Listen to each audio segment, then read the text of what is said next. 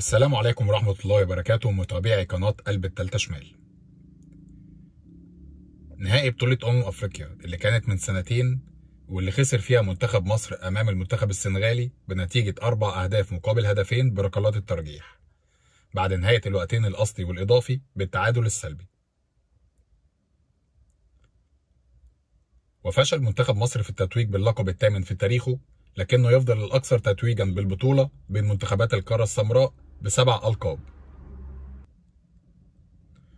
وحاول المنتخب المصري أن يستعيد اللقب الغائب عن خزائنه منذ سنة 2010، إلا أن اللعنة تواصلت مع الفرقة مرة أخرى بخسارة نهائي 2021 أمام منتخب السنغال بعد محاولة فاشلة في نهائي 2017 أمام الكاميرون والخسارة بهدفين مقابل هدف.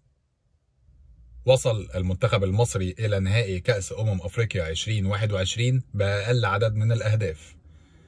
سجلوا لاعبو المنتخب المصري 4 أهداف فقط في جميع مباريات البطولة، وجاءت أهداف منتخب مصر الأربعة في شباك منتخب السودان ومنتخب غينيا بيساو في دور المجموعات، وهدفين في شباك منتخب المغرب خلال الربع النهائي من البطولة. بينما فشل منتخب الفراعنة في هز شباك منتخب نيجيريا ومنتخب كوت ديفوار والكاميرون والسنغال. بينما يحقق المنتخب السنغالي لقبه الأول في تاريخه بلقب كأس أفريقيا بعد الفشل في التتويج باللقب خلال نسختي 2002 أمام منتخب الكاميرون و2019 أمام منتخب الجزائر.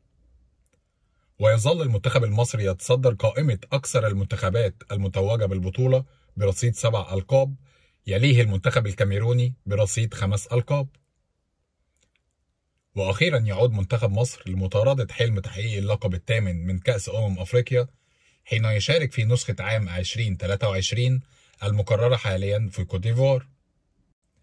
ويسعى المنتخب المصري لكسر عقدة المباريات النهائية التي لزمته الفترة الأخيرة بعدما خسر النهائي مرتين خلال آخر 3 نسخ من البطولة، وذلك أمام الكاميرون والسنغال من نسختي 2017 و2021، حيث سيضمن ظهوره ال 26 في النسخة الحالية نسخة 2024.